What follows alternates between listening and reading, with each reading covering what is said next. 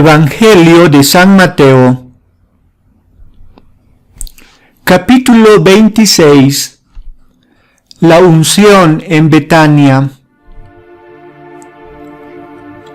Cuando Jesús terminó todos estos discursos, dijo a sus discípulos: Ustedes saben que la Pascua cae dentro de 2 días, y el Hijo del Hombre será entregado para ser crucificado. Por entonces los jefes de los sacerdotes y las autoridades judías se reunieron en el palacio del sumo sacerdote que se llamaba Caifás, y se pusieron de acuerdo para detener a Jesús con artimañas y darle muerte. Pero se decían: no será durante la fiesta, para que el pueblo no se alborote. Jesús se encontraba en Betania, en casa de Simón el leproso. Se acercó a él una mujer mientras estaba a la mesa, con un frasco de mármol precioso lleno de un perfume muy caro, y se lo derramó en la cabeza. Al ver esto, los discípulos protestaban: ¿para qué tanto derroche? Este perfume se podía haber vendido muy caro para ayudar a los pobres. Jesús se dio cuenta y les dijo: ¿por qué molestan a esta mujer? Lo que ha hecho conmigo es realmente una buena obra. Siempre tienen a los pobres con ustedes, pero a mí no me tendrán siempre. Al derramar este perfume sobre mi cuerpo, ella preparaba mi entierro. En verdad les digo, donde quiera que se proclame el Evangelio en todo el mundo, se contará también su gesto y será su gloria. Entonces uno de los 12, que se llamaba Judas Iscariote, se presentó a los jefes de los sacerdotes y les dijo: ¿cuánto me darán si se lo entrego? Ellos prometieron darle 30 monedas de plata. Y a partir de ese momento Judas andaba buscando una oportunidad para entregárselo. Palabra del Señor.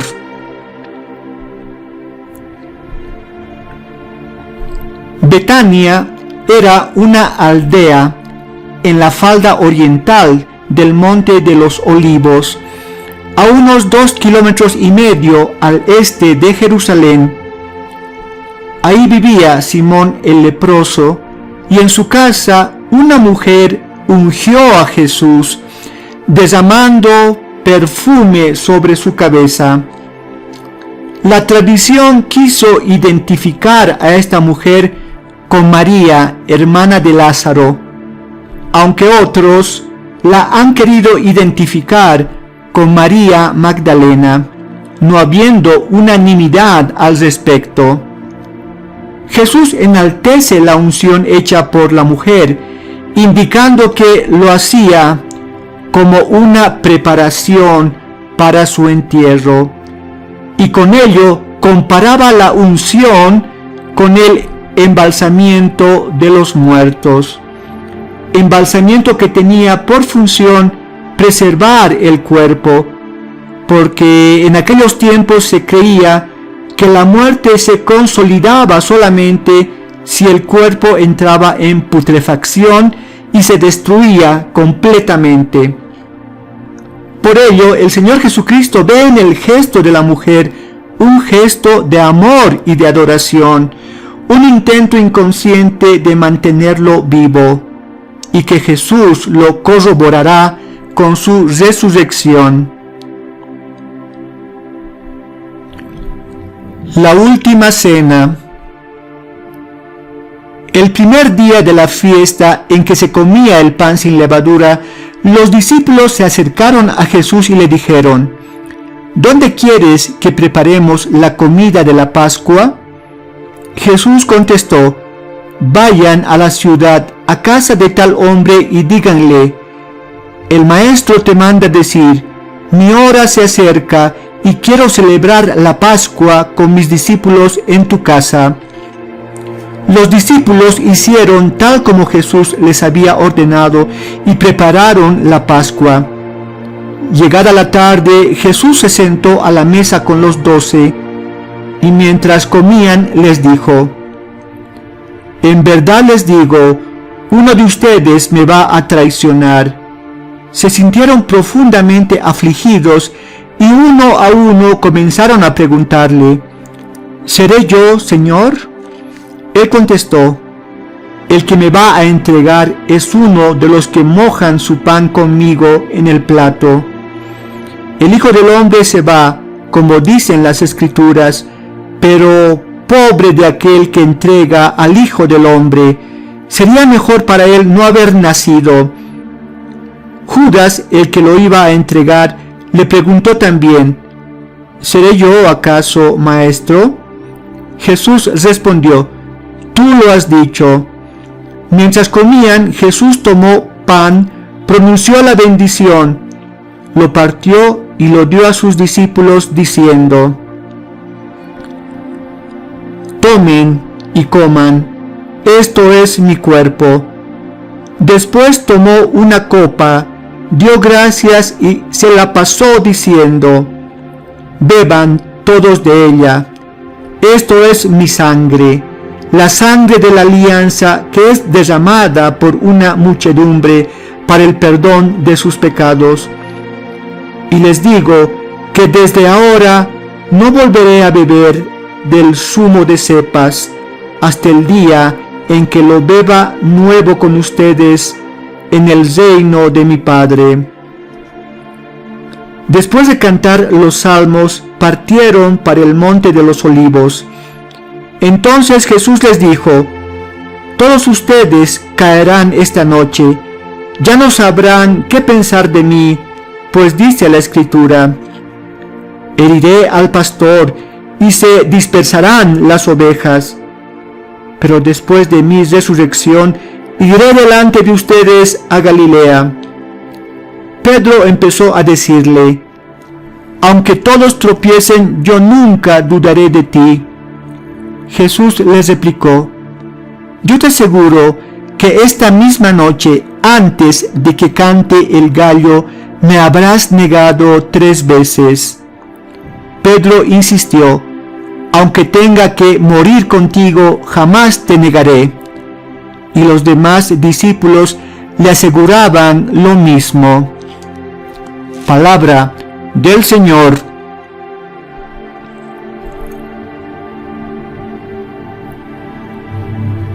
La última cena de Jesús con sus apóstoles para celebrar la Pascua judía tuvo el propósito de anunciar y anticipar la nueva Pascua cristiana.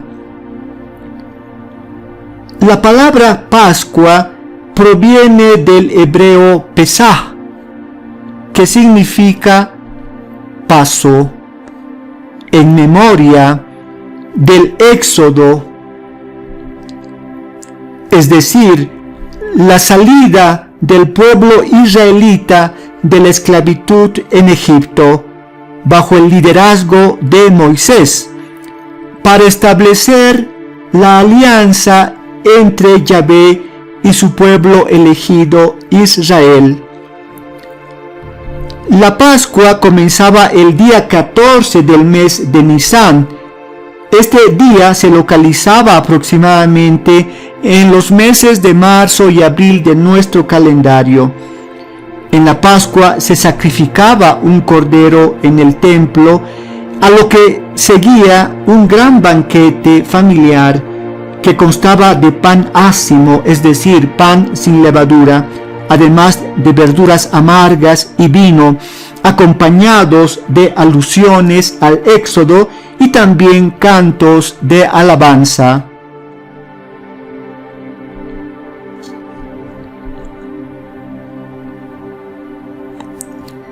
En la última cena, Jesús instituyó el sacramento de la Eucaristía. Este sacramento tiene como núcleo central el misterio de la transubstanciación.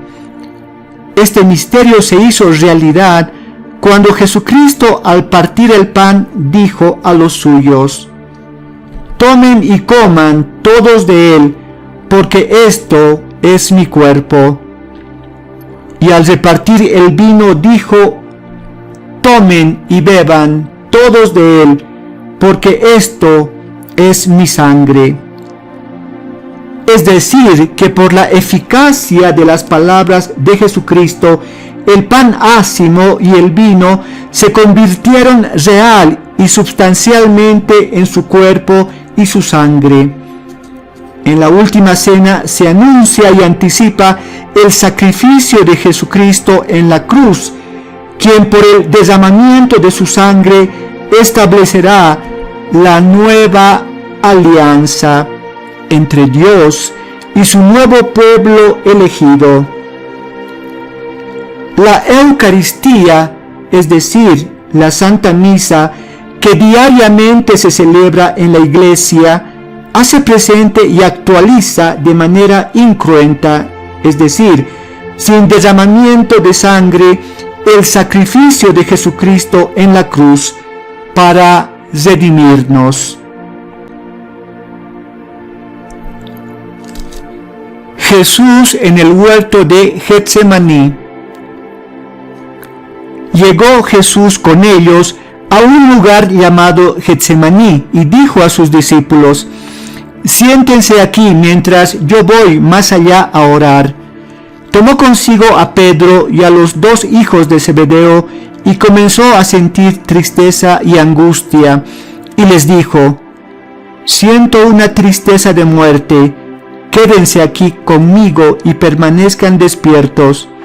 Fue un poco más adelante y postrándose hasta tocar la tierra con su cara, oró así: Padre, si es posible que esta copa se aleje de mí, pero no se haga lo que yo quiero, sino lo que quieres tú. Volvió donde sus discípulos, los halló dormidos y dijo a Pedro: ¿de modo que no pudieron permanecer despiertos ni una hora conmigo? Estén despiertos y recen para que no caigan en la tentación. El espíritu es animoso, pero la carne es débil. De nuevo se apartó por segunda vez a orar: Padre, si esta copa no puede ser apartada de mí sin que yo la beba, que se haga tu voluntad. Volvió otra vez donde los discípulos y los encontró dormidos, pues se les cerraban los ojos de sueño. Los dejó, pues, y fue de nuevo a orar, por tercera vez, repitiendo las mismas palabras. Entonces volvió donde los discípulos y les dijo: ahora pueden dormir y descansar, ha llegado la hora, y el Hijo del Hombre es entregado en manos de pecadores. Levántense, vamos, el traidor está a punto de llegar. Palabra del Señor.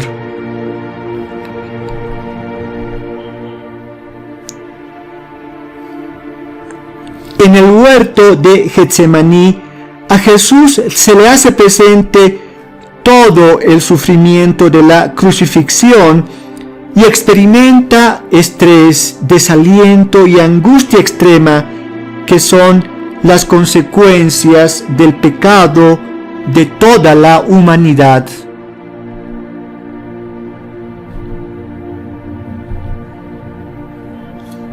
Por ello, su alma se siente anonadada.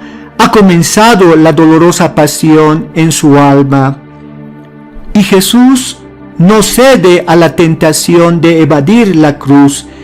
Sigue rezando y sigue amando la voluntad del Padre, que también es la suya, porque sabe que el seguimiento de la cruz implica la salvación de todos los seres humanos a quienes ama profundamente.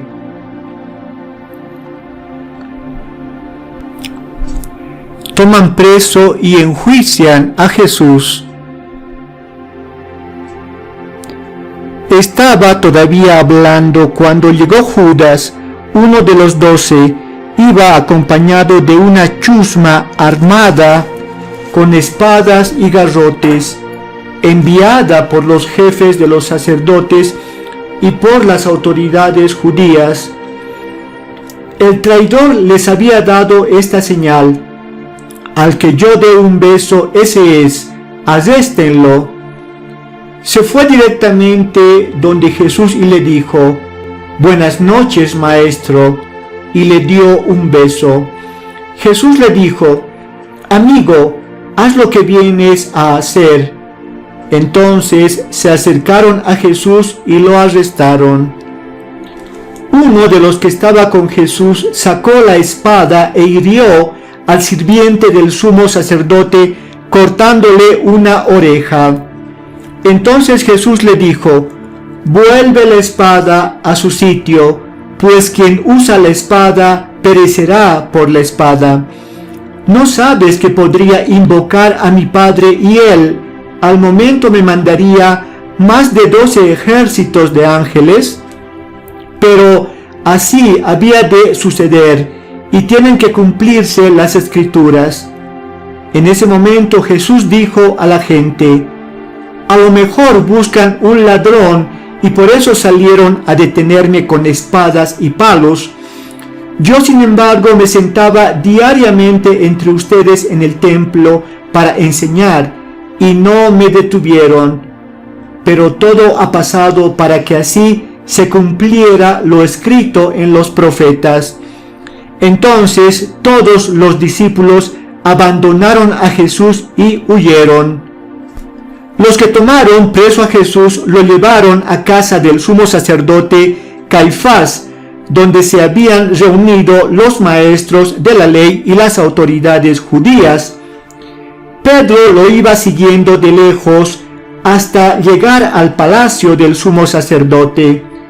Entró en el patio y se sentó con los policías del templo para ver en qué terminaba todo. Los jefes de los sacerdotes y el Consejo Supremo andaban buscando alguna declaración falsa contra Jesús para poderlo condenar a muerte.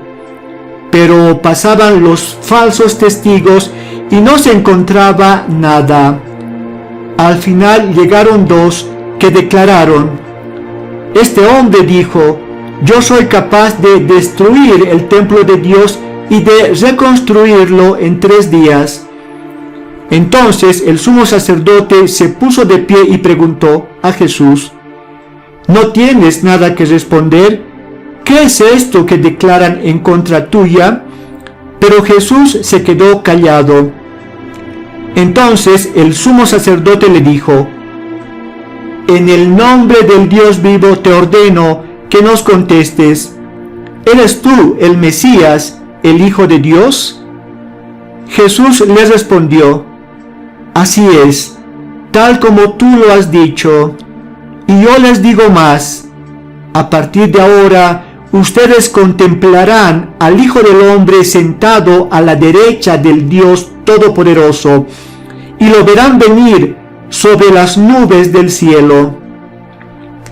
Entonces el sumo sacerdote se rasgó las ropas diciendo: ha blasfemado. ¿Para qué necesitamos más testigos? Ustedes mismos acaban de oír estas palabras blasfemas. ¿Qué deciden ustedes? Ellos contestaron: merece la muerte.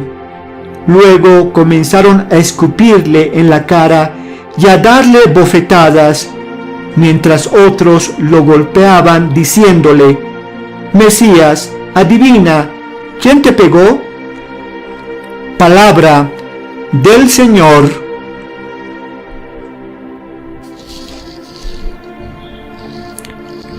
Judas, uno de los 12 apóstoles, traicionó y entregó a nuestro Señor Jesucristo utilizando una señal, un beso, que en aquellos tiempos era la forma de saludo del discípulo a su maestro. Jesús, luego de ser arrestado, fue conducido a la casa de Caifás, el sumo sacerdote, quien en complicidad con las autoridades judías buscaban alguna falsa acusación para poder darle muerte. El pseudo juicio en casa de Caifás fue de índole religioso.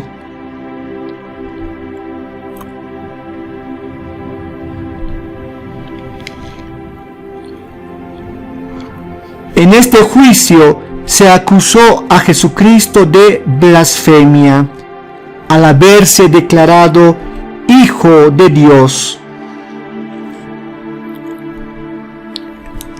El pecado de Pedro. Mientras Pedro estaba sentado fuera en el patio, se le acercó una sirvienta de la casa y le dijo: «Tú también estabas con Jesús de Galilea». Pero él lo negó delante de todos diciendo: «No sé de qué estás hablando».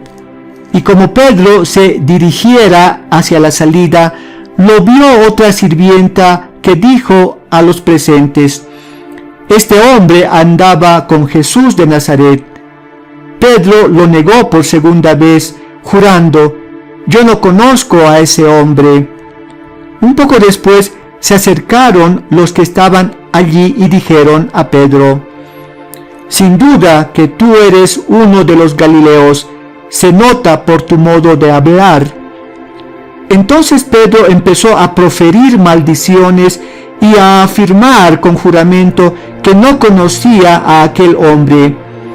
Y en aquel mismo momento cantó un gallo. Entonces Pedro se acordó de las palabras que Jesús le había dicho: «Antes de que cante el gallo, me negarás 3 veces». Y saliendo fuera, lloró amargamente. Palabra del Señor.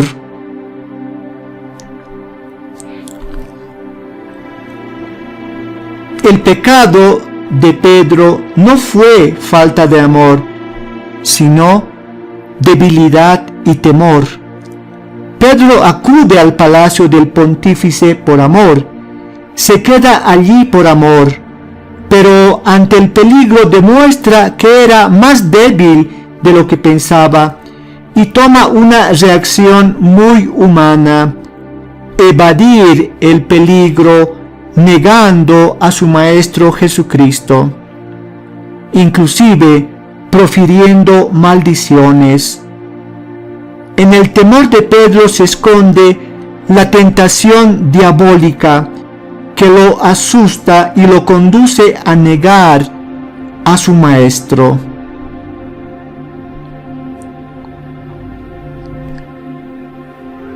Sin embargo, la oración que Jesús elevó en favor de Pedro tiempo atrás lo protege, y pese a su pecado conserva la fe y se arrepiente llorando amargamente.